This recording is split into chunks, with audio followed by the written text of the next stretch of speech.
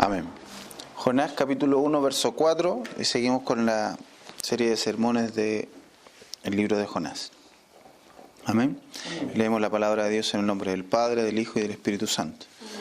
Pero Jehová hizo levantar un gran viento en el mar, y hubo en el mar una tempestad tan grande que se pensó que se partiría la nave.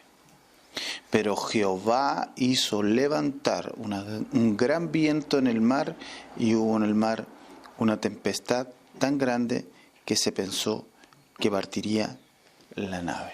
Amén. Hemos venido hablando de cuál es, por decirlo de alguna manera, cuál fue la motivación o el motivo principal por el cual Dios envió a Jonás a Nínive, esta gran ciudad, ¿cierto? Hemos aprendido de que de alguna manera Dios quería darle un ejemplo vivo al pueblo de Israel, ¿cierto? De reprocharles su incredulidad, de reprocharles el no aceptar la misericordia de Dios, de tener en medio de ellos su voz, ¿cierto?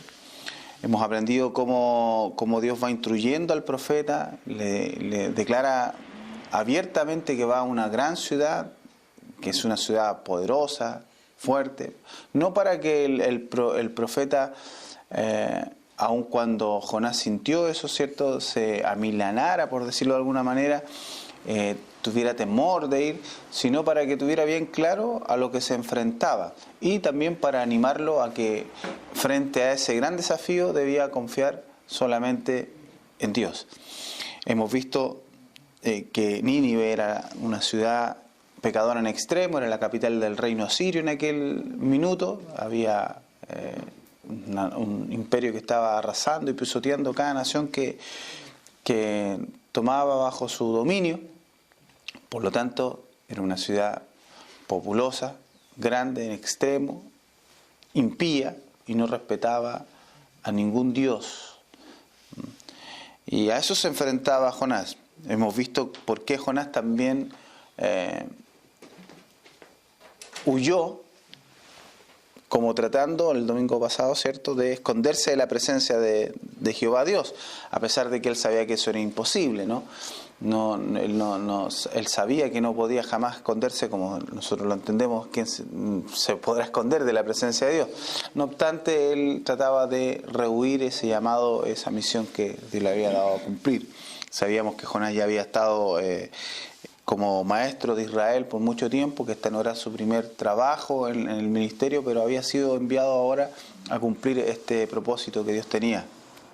Y para él representaba una empresa grande, y él tenía miedo también al fracaso, ¿cierto?, a no rendir el fruto que él estaba acostumbrado a rendir como profeta, aun cuando estando en Israel, ese pueblo duro de servir que no se arrepentía también al llamado de la voz profética de Jonás.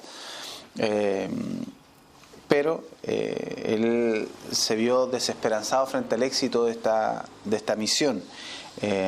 Lo otro que le sorprendió fue también la novedad del mensaje. No habíamos visto que Dios enviara un profeta a un pueblo impío, un pueblo gentil, ¿no es cierto? Los profetas habían sido enviados solamente a Israel, como es el principio de todo el Antiguo Testamento. Antes que se abra la puerta, ¿cierto?, cuando en la plenitud del tiempo viene Cristo y se abre la puerta para los gentiles. No obstante, vemos también figuras en las Escrituras de este llamado que iba a ser cuando viniera el Señor. Y dentro de estas circunstancias, en la flaqueza de la carne que se apoderó de Jonás, ¿cierto?, la novedad del mensaje, la desesperanza frente al éxito, surgió el miedo, y el miedo siempre va asociado a la duda y viceversa. Y así se encontraba Jonás yendo en una franca huida, arrancando de lo que Dios le había dado a hacer, obstinado, porque él bajó, se dirigió, compró su pasaje, cruzando el mar. En esas circunstancias se encontraba Jonás, que no es un pecado liviano, y es algo que todos nosotros hemos hecho en más de alguna oportunidad cuando Dios nos ha ordenado hacer algo y nos hemos empecinado en no hacerlo. Es un pecado despreciable, por eso Él lo menciona 2 veces, que trató de huir de la presencia de Jehová, ¿no? Y nos enfrentamos entonces al verso 4. Pero Jehová hizo levantar un gran viento en el mar. Y es interesante cuando comenzamos a leer y a estudiar y a tratar de darle sentido, y después de que uno ha ido aprendiendo cómo Dios es el Dios soberano, el Dios que controla todas las cosas, que esto no está en un caos, que esto no es cosa de la causalidad ni del azar, como muchos pudieran haber interpretado. Nos damos cuenta que entonces el texto toma sentido y uno comienza no solamente a ver cuán poderoso es Dios, sino que esto produce temor. Dice, pero Jehová hizo levantar un gran viento en el mar. En el verbo original del hebreo, que es muy parecido al lenguaje que usamos nosotros, la palabra literalmente quiere decir que Dios lanzó un viento en el mar.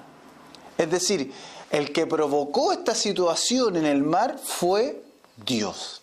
Habíamos visto en el primer sermón, ¿cierto?, que empezamos bien casi al final del libro, que Dios había preparado, ¿cierto?, la calabacera, y había preparado el gusano, y que en el fondo la ley de la naturaleza no es una ley ciega, sino que creada por Dios al servicio de lo que Él ha preparado, ¿cierto?, de sus propósitos. En el fondo, Dios, por medio de su providencia, usa esta ley de la naturaleza para llevar a cabo lo que Él ha decidido hacer.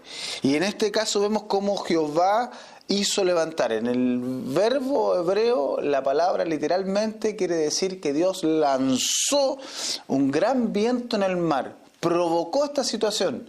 ¿Para qué? Para tratar con el profeta, en este caso con el escogido. Entonces, pero miren lo que provoca Dios. O sea, Dios, nosotros tenemos que pensar de la siguiente manera. Veamos el contexto en el cual Jonás baja, toma un pasaje, es decir, que habían muchas más embarcaciones que estaban zarpando en aquel mismo instante. La embarcación de Jonás no se encontraba sola en el mar Mediterráneo. Deben haber habido otras embarcaciones que estaban haciendo su curso, su trayecto normal. Entonces, vamos al texto. Qué lindo es cuando Dios nos va mostrando estas situaciones, porque cuando nosotros, o la mayoría, se meten en la lectura de la Escritura, como que pareciera que este evento sucede solamente en el caso de la persona que estamos leyendo. Y pareciera ser que a veces nos bloqueamos frente a que esto está inmerso en medio de la vida misma. ¿Me entiendes? Esto no es un cuento, no es una fábula, no es algo que está pasando en una situación puntual fuera de toda la realidad que se está viviendo en el minuto. No, aquí vemos que hay una realidad histórica. Vemos a Asiria, que es capital del reino, vemos que ha tomado todo el gobierno de muchas naciones. Y vemos que esto está sucediendo en medio de la historia. Por lo tanto, cuando Jonás va decidido a huir de la presencia de Dios, obviamente él zarpa en un barco y alrededor de él deben haber habido muchas más embarcaciones. En el medio del mar donde él iba cruzando, en el mar Mediterráneo, a lo mejor a simple vista no se veía, pero debieran haber habido tránsito de otras embarcaciones. Y Dios viene y dice que lanza un viento tempestuoso, el cual levantó una gran tormenta. Esta no es una tormenta, porque si nosotros seguimos en el relato, y los marineros que llevan años de experiencia, ellos no se van a asustar por un par de ciertos movimientos en el mar. Pero tiene que haber sido una gran tormenta para que ellos se preocuparan y comenzaran a tirar el aparejo de la nave, porque tenían temor de que la nave se hundiera. Entonces no era algo simple. Y el punto principal aquí es cómo Dios, ¿cierto?, cómo entendemos que Dios, para tratar con un solo individuo, que es el que le interesa en este minuto, que es Jonás, ¿cierto? Precipita esta tormenta. ¿Y cómo entendemos que ese trato que Dios tiene con un solo individuo también afecta al resto? Porque si pensamos, no era la única nave que estaba pasando lo mismo. Lo que hacía diferente esta situación era que la nave en la cual estaba Jonás era la nave particular, era la nave especial, por decirlo de alguna manera. Especial porque Dios está tratando con el profeta. Está tratando con aquel que aún en medio de esta situación se va abajo y se echa a dormir. Entonces Jonás debe haber reflexionado y decir, pucha, ni aún en el medio del mar Mediterráneo voy a escapar, porque me imagino, pienso y creemos por el texto que cuando él comenzó a ver el movimiento, cuando él comenzó a ver que la gente empezó a desesperar, cuando él comenzó a ver todas estas situaciones, inmediatamente le cayó la teja, por decirlo de alguna manera, ¿cierto?, en palabras muy nuestras, de que esto no era cosa del azar. Esto no era cosa del destino ciego. Esto era la mano de Dios, que le estaba diciendo, Jonás, ¿dónde vas tú? Si yo te mandé a tal parte, ¿por qué tú estás aquí?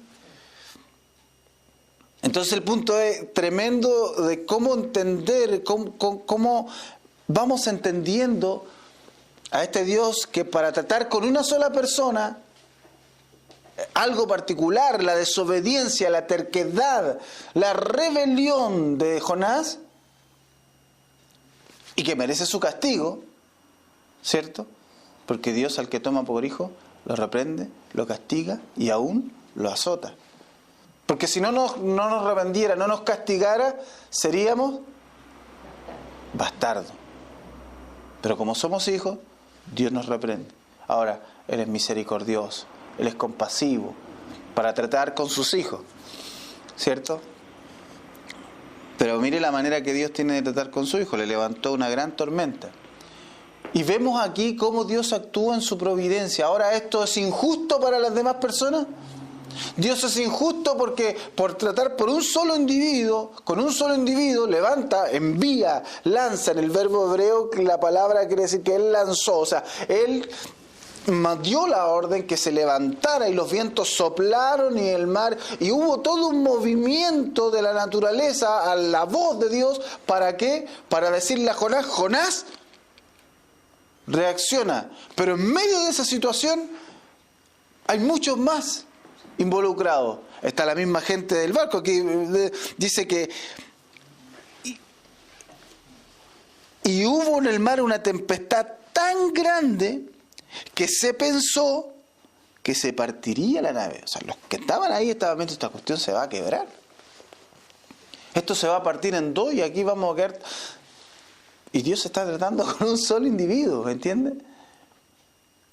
Ahí vemos la soberanía de Dios, la omnisciencia de Dios y la justicia de Dios. Porque Él jamás tratará con injusticia a nadie. Y Él es el único que conoce los pensamientos de los hombres y las intenciones del corazón. De manera que aun cuando Dios envía esta tempestad para tratar con su profeta, para tratar y castigar y hacer reflexionar de alguna manera al hombre que Él ha escogido, de manera secundaria está tratando con gente que está en la misma situación, que está en el mismo evento, en el mismo momento, pero que sin duda no tienen de qué justificarse delante de Dios, porque Él conoce todas las cosas. De manera que aquellos marineros que estaban allí, que pensaban que la nave se iba a partir, seguramente estaban siendo tratados por algún pecado. Leemos en el relato un poco más adelante que cada uno ya había clamado ¿a quién? A su Dios. Entonces entendemos que ellos también estaban siendo castigados. ¿Por qué? Por su idolatría. Entonces, así, cada uno, cuando Dios trata con los suyos, lo primero que nosotros vamos a ver es que no solamente nosotros vamos a ser afectados, sino que va a haber gente que está cerca, en contacto, en trato, en relación con nosotros, que también van a ser afectadas. Pero lo que nosotros debemos tener por cierto y seguro, que no serán tratados de manera injusta, sino que cada cual recibirá su justa retribución. Entonces es interesante analizar esta situación como la luz de las Escrituras nos muestra, que cuando Dios se está tratando de manera particular con uno de los suyos, aún en estas circunstancias que son terribles, y esto nos ayuda a interpretar muchas de las situaciones que nosotros llamamos, entre comillas, estos desastres naturales, ¿no? Que pudiéramos decir, como hoy en día hay tanto profeta, cierto, que se levantan, profeta entre comillas, pero nosotros entendemos que el ministerio profético ya cesó, pero de estos profetas halagüeños que se levantan a decretar o enviar destrucción de parte de Dios a cualquier parte, y que esto es un castigo divino, y que, ¿me entienden? Me gustan las palabras del Señor cuando le dice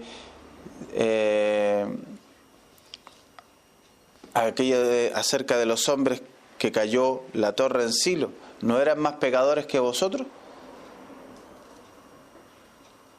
Es decir, si sobre ellos cayó esa situación, ¿cuánto más a vosotros? O sea, ustedes son mejores porque no le ha venido un aluvión, porque no le ha venido una lluvia terrible, una nevazón, un terremoto. ¿Ustedes son mejores que ellos? No, antes, si no os arrepentís, todos pereceréis de igual manera.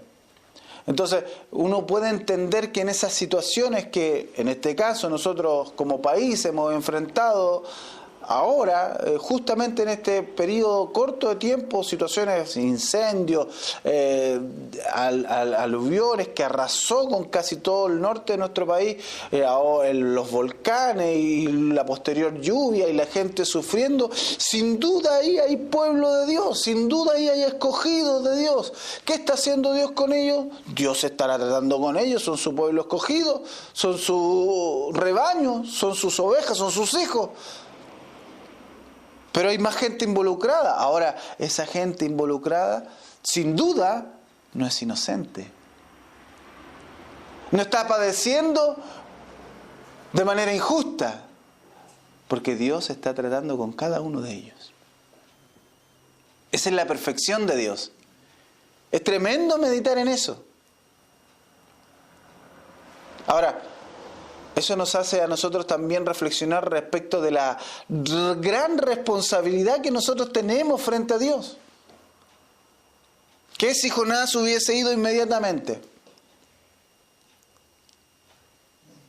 Tal vez los marineros no hubiesen tenido que sufrir tal tempestad. Tal vez los barcos que iban alrededor o cerca en el mismo día, en el mismo tránsito, no hubiesen tenido que sufrir. La gente que esperaba a sus familiares que llegaran a las costas, ya sea de Tarsis, de Jope, los que enviaron a sus familiares en esas embarcaciones, no debieran haber sufrido tal pánico, tal desesperación de esa tormenta que se había desatado porque no llegaban, que retrasó las naves. Pero era la situación en la cual el profeta, de una u otra manera, también había desencadenado, por decirlo, por no excusar su responsabilidad. En el estudio de la semana nosotros vamos a estar viendo esto que tiene que ver con la voluntad del hombre y su responsabilidad frente a la soberanía de Dios. Y vamos a estar analizando de manera bien fina y profunda esa situación para que no quede duda de que el hombre realmente es responsable por sus actos, sin que esto altere de ninguna manera la soberanía de Dios, ni tampoco que la voluntad del hombre se vea vulnerada por coerción, es decir, por una fuerza exterior a él que lo haya precipitado a hacer esa voluntad. Entonces, este hombre era responsable de su pecado, y su pecado, su transgresión, su desobediencia, sin duda, afectó a muchas otras personas, pero no de manera injusta. Y eso es lo que nosotros también debemos entender. Porque Debemos tener conmiseración, de todas maneras, ¿cierto? Debemos temer a Dios en ese sentido y decir, Señor, apiádate de aquel que no te conoce, de aquel que está lejos de ti. Pero también nosotros debemos entender que Dios es justo y que Dios no está enviando las cosas porque a Él se le antojó, porque Dios es un Dios frívolo, porque Dios es un Dios tiránico. No. Él está tratando con nosotros. Ahora, por decirlo de alguna manera, lamentablemente también hay gente que está involucrada en nuestro acontecer y nosotros también estamos involucrados en el acontecer de ellos. Estamos viviendo en este mundo, en esta historia, en esto que es real y que de alguna u otra manera el trato de Dios con nosotros los va a afectar, pero no de manera injusta. Bendito sea el Señor, porque a eso nosotros le llamamos tener una perspectiva correcta de lo que Dios es realmente. Él es el que controla todas las cosas y Él no dará por inocente al culpable. De manera que en cualquier minuto que nosotros vemos que estas situaciones están sucediendo, es porque nuestro Dios está tratando. Primero, con nosotros. Y de manera secundaria, por decirlo de alguna manera, o paralela, está tratando con cada una de las personas por sus propios pecados, por sus propias transgresiones. ¿Y qué? Si dentro de esas mismas situaciones, no solamente a pesar de que nosotros estamos viendo un juicio y un castigo, también se extiende su misericordia y muchos de ellos llegan al arrepentimiento. Muchos de ellos son alcanzados por la piedad, muchos de ellos se entregan a los pies de Cristo a clamar misericordia, a clamar piedad. Porque nosotros debemos mirar de manera bien clara y tener perfectamente un entendimiento claro respecto de lo que Dios está tratando. Entonces, interesante, pero Jehová hizo levantar un gran viento en el mar. Número uno, esto no fue cuestión del azar. Esto no es cuestión de casualidad.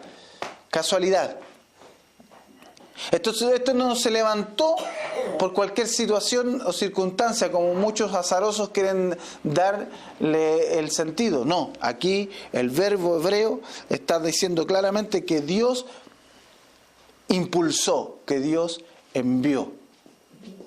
Y las leyes que Él mismo ha creado están en la mano de Dios para tratar con los suyos. Por eso que en el libro de Job vemos que muchas veces Él envía el granizo, la nieve, la lluvia, a veces también para dar castigo, para reprensión.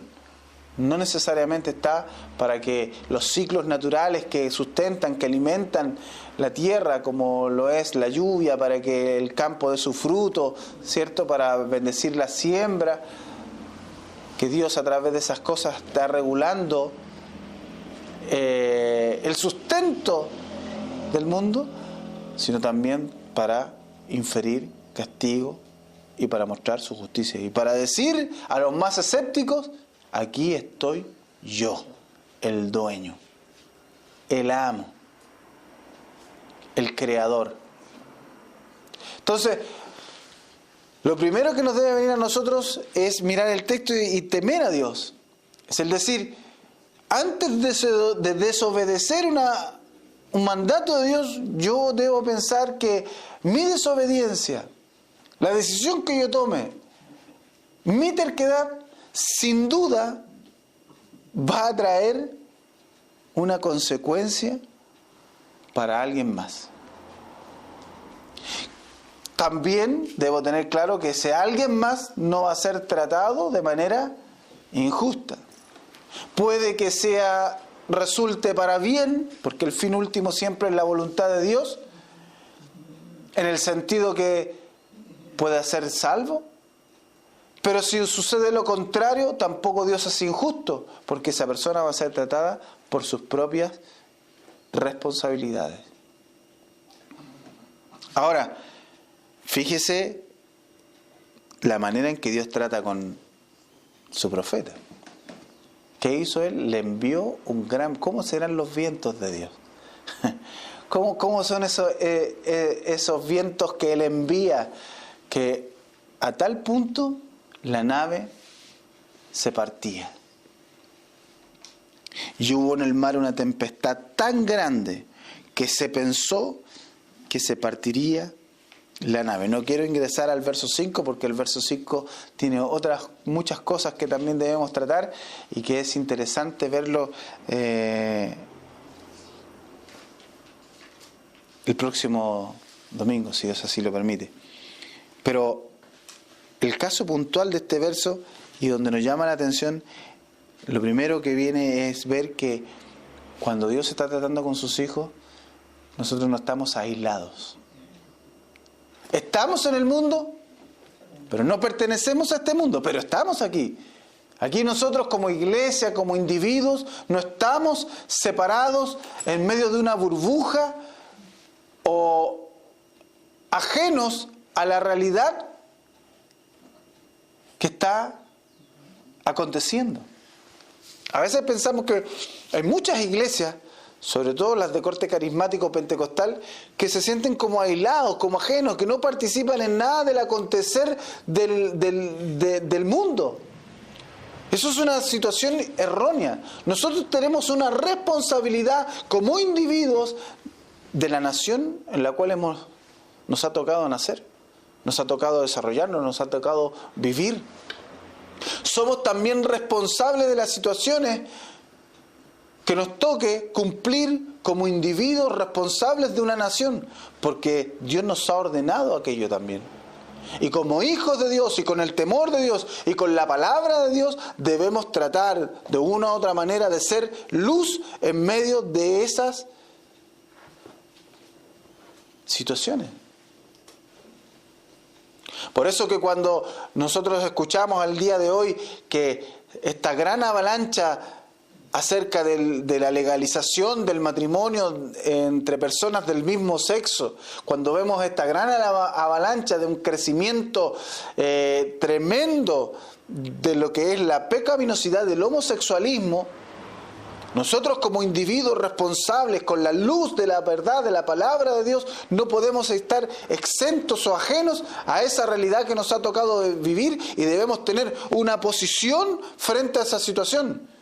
Y la posición nuestra sin duda va a ser con la posición de las Escrituras, la posición que Dios nos ha dado con la luz, con la claridad de un Dios que es santo, que es justo, pero que también es misericordioso.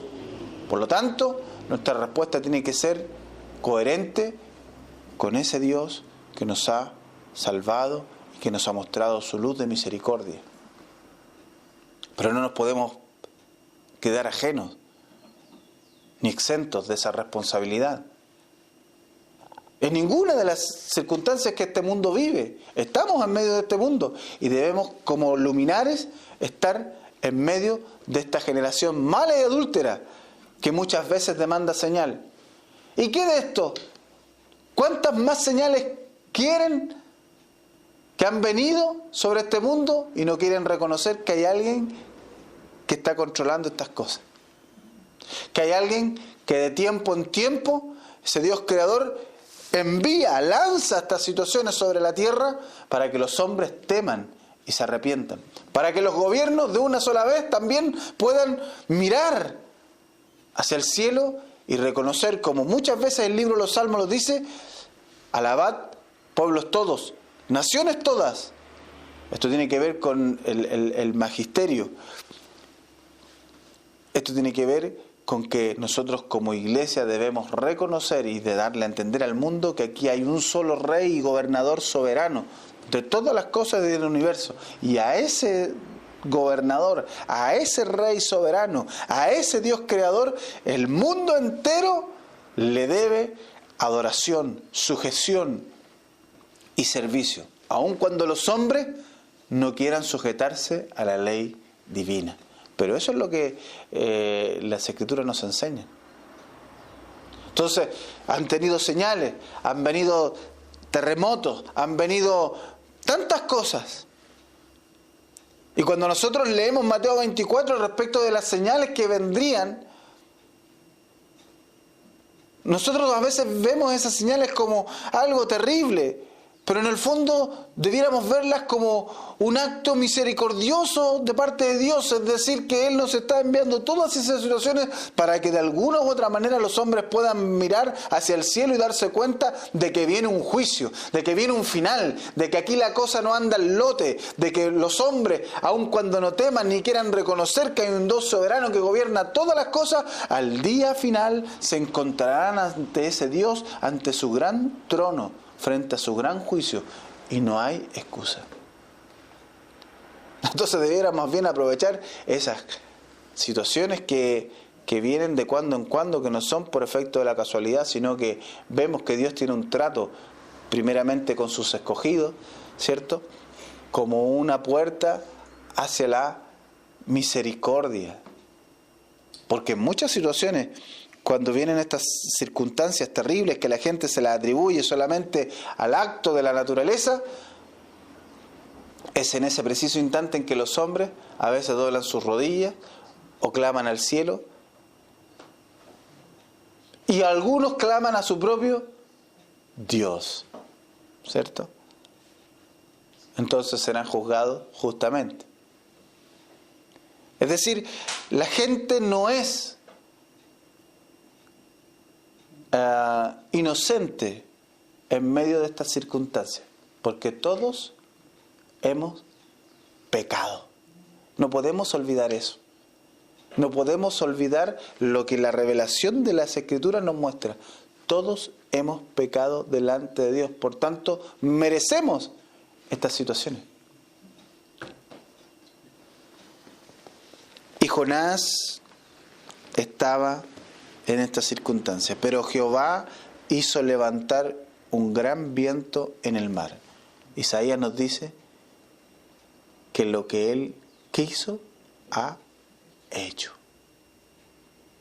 que lo que Él quiere hace, que las naciones le son como nada, como menudo polvo, como la gota que cae en el balde. Daniel nos dice que Él es el que tiene dominio sobre todas las naciones, sobre todos los reinos. Y la Biblia entera tiene un sinnúmero de pasajes en donde nos está mostrando que el que lleva las cuerdas y el destino de esta humanidad no es el hombre, es Dios, mayormente de sus escogidos. Así que Dios nos dice en esta mañana, ¿estás dispuesto a huir tan lejos, a esconderte en medio del mar donde nadie te pueda encontrar? Yo quiero decirle, y a los que nos escuchan también a través de la página de la Iglesia Cristiana de la Reforma, usted está loco si piensa que en medio del mar o en la montaña o metiéndose en un búnker debajo de la tierra podrá esconderse de la presencia de Dios. Si Él te ha escogido, Él te llamará irresistiblemente y será muy difícil que tú puedas vulnerar el llamado que Él te ha hecho. Y número 2, a aquellos que dentro de las filas del Evangelio tienden muchas veces a justificar estas situaciones de una manera incorrecta para tratar de justificar a Dios, sacarlos de ese error. Dios con justicia envía estas situaciones, porque aquí no hay nadie que no merezca lo justo por sus hechos. Aquí nosotros estamos en medio de un pueblo y de una nación y de un mundo que en este instante no se rinde a los pies de Dios ni de su Cristo. Estamos en medio, la iglesia está en medio de un mundo que camina en pos de sus propios caminos, de sus propios pensamientos, y que cada uno tiene una perspectiva personal de, entre comillas, lo que es Dios. Pero nosotros, como la luz del mundo, debemos decir, hay un solo Dios y hay un solo mediador entre Dios y los hombres, Jesucristo, hombre. Y si los hombres no se arrepienten, no se convierten de sus malos caminos y vienen de rodillas pidiendo misericordia a Dios, tendrán que sufrir lo que merecen sus propios pecados. Amén. Oramos al Señor. Padre, te damos gracias, Dios mío, en esta mañana por tu palabra, Señor. Gracias porque, como lo dijo ese gran predicador que tú levantaste, Señor Spurgeon, a veces un sermón, una exposición de tanto tiempo atrás, de otro hijo tuyo, de otro ministro tuyo, Señor, nos enciende, Dios mío, de manera tan especial, Señor. Nos sirve de luz, Dios mío, para poder seguir en ese estudio de las Escrituras, Señor. Yo te doy gracias, Señor, porque he sido bendecido, Señor, a través de esas, Señor, chispas de luz que tú has puesto a través, Señor, también de tu siervo, que ya está en tu presencia, Calvino, Padre. Gracias porque, Señor, al estudiar las Escrituras, Señor, muchas veces también he ido, Dios mío, a beber de esa fuente, Señor, de aguas que tú le diste, Señor. A pesar del tiempo, a pesar de los siglos, Señor. Y te doy gracias, Padre, porque de esa manera también vemos, Señor, que la unidad de la Iglesia en pensamiento, en el sentido de las Escrituras, Señor, es una. Hay unanimidad, Dios mío, en entender el texto. Y te alabamos y te adoramos porque eso es muestra, Señor, no de las capacidades de los hombres, sino, Dios mío, de tu perfección, Señor. De cómo a través de los años, de los siglos, de distintas décadas, Señor, y de distintas naciones y distintos tipos de personas, tú, Señor, mantienes una unidad perfecta, pura y santa. Gracias, Señor, porque en esta mañana tú nos has advertido, Dios mío, de nuestras responsabilidades. Tú nos has hablado, Señor, respecto de que tú tratas con tus hijos, Señor, y que a veces lo haces de manera severa, Señor, y envías las situaciones que nos ocurren porque tú nos estás corrigiendo, porque tú también nos amas, Señor, porque nos corriges, porque nos amas. Gracias, Señor, ayúdanos a temer en esta mañana y a no descansar, Dios mío, en un atrevimiento irresponsable respecto de tu ser y de tu deidad, Señor. Gracias. Te adoramos en el nombre de Jesús. Amén y amén. Gracias, Señor.